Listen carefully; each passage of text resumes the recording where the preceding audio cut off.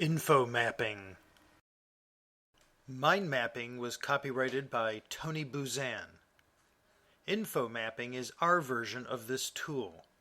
The idea is that your central topic or main topic goes in the middle like a title. The next level out hold the subtopics. The next levels out from there go into greater detail. Let's look at an example. Here's an example of a map about mapping. In the middle we see it says Info Map, that's our title, and then we see in green and blue and orange, purple and kind of light blue, we have our subtopics. We have graphics, words, pictures, content, and structure. By the way, when you make a map, you want to start at about the 1 o'clock position, like here for graphics, and move in a clockwise direction. That's international convention. Now let's look at the graphics, which you'll notice are all in green. And this is what we want to do. We want to group our subjects together in different colors. It's best to do a map in landscape mode, because if we go in portrait, we're more likely to run out of room because we write to the left and right. Color.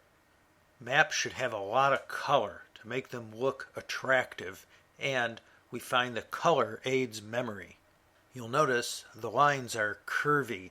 We want them to be organic and flowing like in nature. Now let's move on to blue, words. We're trying to write a single word per line. If you need to do 2 or 3 to make your point, that's okay. Printed words are better than words that are written cursively.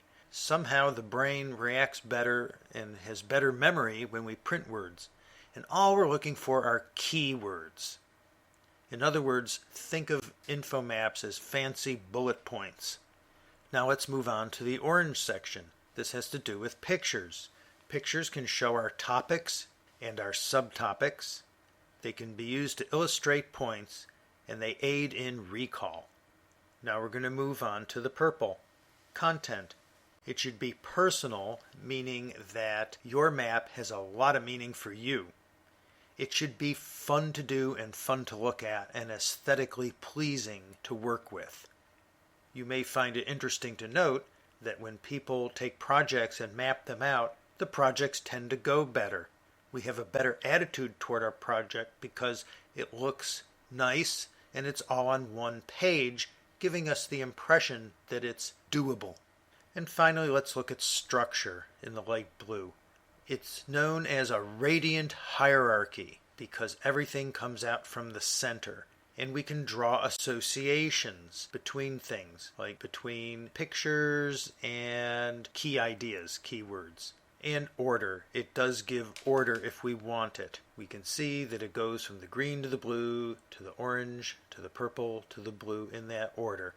And we can have all our smaller little detail lines have order as well. Speaking of lines, they start off thick in the middle and get thinner as we go out toward the edges toward greater detail. Info mapping holds a record of what you've learned when you read or listen, like from a lecture. The use of pictures and color make it more intriguing than a simple bulleted list. One great use of info maps is for study. Let's look at how that works.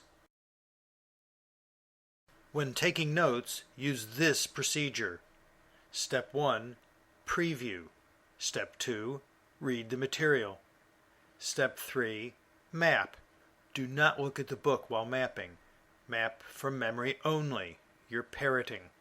Step 4, consider if you have enough information.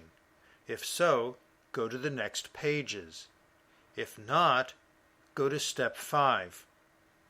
Step 5, review the material. Step 6, add to your map, and again, only from memory. Repeat. Repeat the procedure all through your pages. Repeat reviewing and adding if necessary.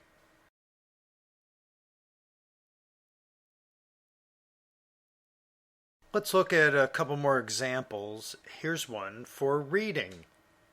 As you can see, we have sources in blue, preparing to read in green, memory in red, reading in purple, and light blue are goals. So let's take a quick look at sources. Where can we get sources of reading material? From books, the internet, newspapers, journals, reports.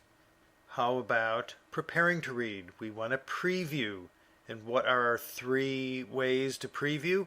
We've got key sentence previewing, name and number scan, and novel previewing. Memory. Well, here's something from our Super Memory course. So if you have that or you study that, these things should look familiar to you. The room, journeys, mental shouting, repetition, and here we will cover spaced repetition. And the purple, reading itself. Let's look at the purple, reading. We always want to be pointing or guiding our eyes along as we read.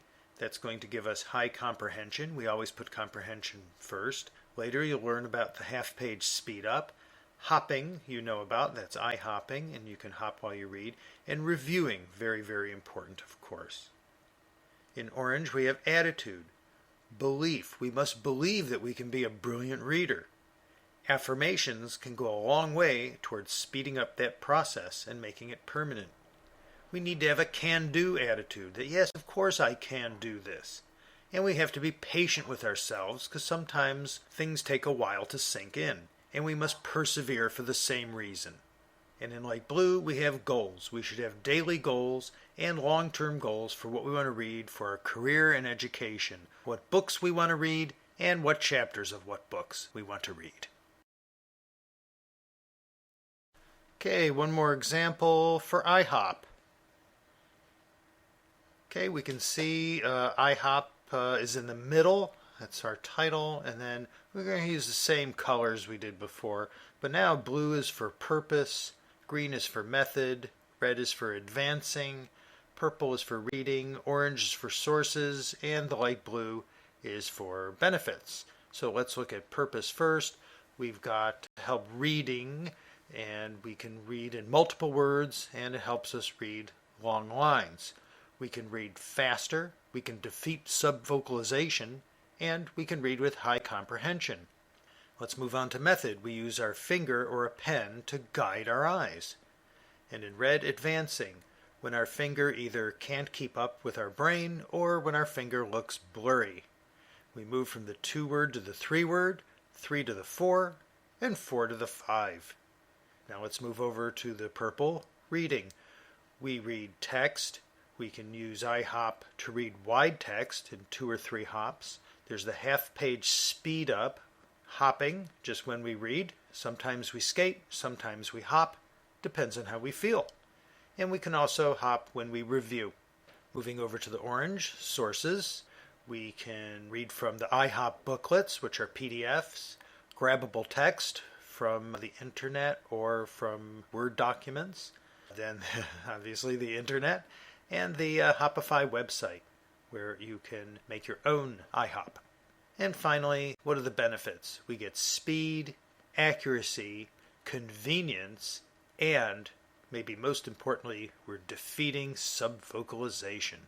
So there you can see how an info map can organize the information, make it look a little nicer, use a couple of pictures, and basically give us all the information we need on one piece of paper.